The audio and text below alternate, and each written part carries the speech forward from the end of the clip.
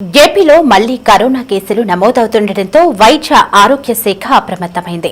కడప జిల్లాలో కొత్త కేసులు 2 మరణాలు నమోదైన నేపథ్యంలో రాష్ట్ర వైద్య ఆరోగ్య శాఖ అప్రమత్తమైంది.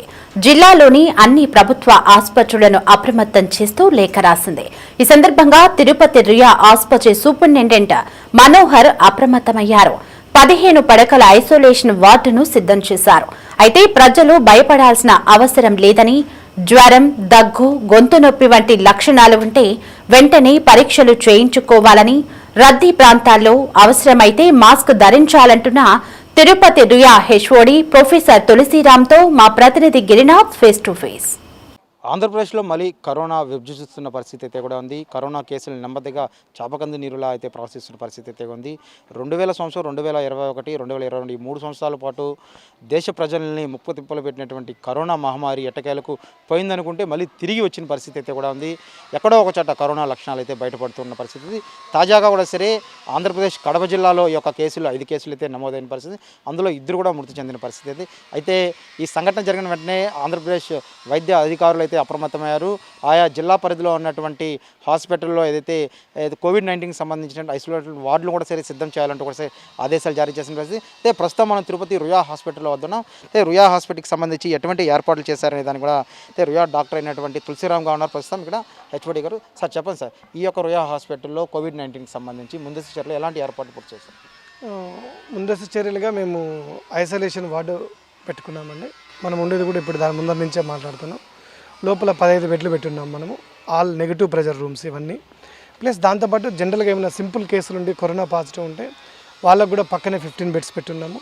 ఇన్ కేస్ ఏమైనా ఎమర్జెన్సీ సీరియస్ అయితే పక్కనే ఇంకో రూమ్లో ఐసోలేటెడ్గా దానికి ఒక 7 వెంటిలేటర్స్ అవసరం ఉండే రూమ్ కూడా రెడీ చేసి పెట్టుకున్నాము. మనం ముందస్తు జాగ్రత్త అయితే దగ్గర 30 నుంచి 35 మంది ఇమీడియట్గా మన అకామిడేట్స్ ఎట్లా పెట్టుకున్నాం. దాంట్లో అయితే మనకి ఏం ప్రాబ్లమ్స్ అయితే ఏం లేవండి. మనం రెడీగా ఉన్నాము. ఆక్సిజన్ సిలిండర్స్ ఇవన్నీ కూడా అవైలబుల్ ఉన్నాయి. మనకు సెంట్రల్ ఆక్సిజన్ కూడా అవైలబుల్ ఉందండి. సెంట్రల్ ఆక్సిజన్తో కూడా మనము పెట్టుకోవచ్చు, పెద్ద ప్రాబ్లం ఏమి ఉండదు. మనకు అన్ని వింగ్స్లో సెంట్రల్ ఆక్సిజన్ ఉంది. Plus in case central oxygen ఏమైనా ప్రాబ్లం వచ్చినా ఇమీడియట్గా మనకు సిలిండర్స్ ఉన్నాయి. సిలిండర్స్ కనెక్ట్ చేసి పెట్టున్నాము. ఎస్పెషల్లీ ఈ రూమ్స్ అయితే సెంట్రల్ ఆక్సిజన్ ప్రొవైడ్ ఉంది, సిలిండర్స్ ప్రొవైడ్ ఉన్నాయి. సో మనకు ఆక్సిజన్కి కానీ బెడ్లకు కానీ వీటికంతా ఏం కొరత ఏం లేదండి. సార్ అయితే ఇప్పటి వరకు ఉన్న సమాచారం ఏంటి అంటే ఆంధ్రప్రదేశ్లో ఇప్పటి వరకు అయితే ఎన్ని కేసులు నమోదయ్యాయి మీ వద్ద సమాచారం?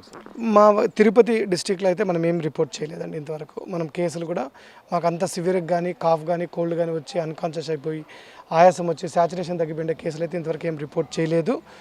ఇంకెవరైనా అట్లా ఏమైనా ఉంటే మేము స్టార్ట్ చేస్తాం. But most of times viral fever లాగానే ట్రీట్ చేసి పంపిస్తున్నాం కాబట్టి ఇంతవరకు అయితే కేసులు అయితే రిపోర్ట్ చేయలేదండి. అయితే మన పక్క జిల్లానే ఈ యొక్క కేసులు అయితే నమోదైన పరిస్థితి, అందులోనూ 2 మృతి చెందిన పరిస్థితి అయితే ఉంది.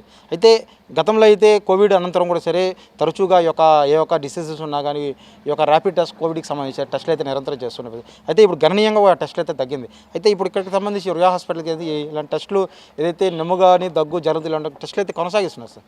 కొనసాగిస్తున్నామండి, డెఫినెట్గా కొనసాగిస్తున్నాం.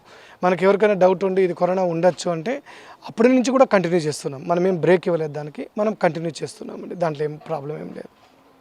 అయితే ఈ యొక్క టెస్టులకు సంబంధించి గతంలో పూణేకి తీసుకెళ్లారు ల్యాబ్కి.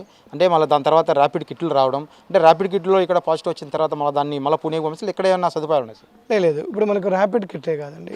ఇప్పుడు ర్యాపిడ్ కిట్ అనేది జస్ట్ స్క్రీనింగ్. తర్వాత పీసీఆర్స్ కూడా మనకు అవైలబుల్ ఉన్నాయి. ఎస్వి మెడికల్ కాలేజ్లో మనకు కరోనా పీసీఆర్స్ అవైలబుల్ ఉన్నాయి.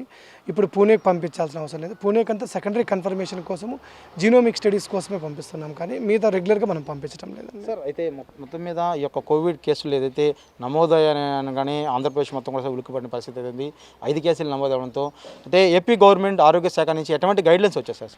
మనకు గైడ్లైన్స్ యాజ్ యూజువల్ అండి. వాళ్ళు ఆల్రెడీ గైడ్లైన్స్ ఫ్రేమ్ చేసి పంపించున్నారు. వాట్స్ పెట్టుకోవాలి, డ్రగ్స్ అవైలబిలిటీ పెట్టుకోవాలి, ఆక్సిజన్ పెట్టుకోవాలి, ఎమర్జెన్సీకి ఇంట్యూబేషన్ అవసరమైతే వాళ్ళని పెట్టుకోవాలి. ఈ 4 స్టెప్స్ అనేది ఇంపార్టెంట్ కాబట్టి ఈ 4 స్టెప్స్ అలర్ట్ చేశారు.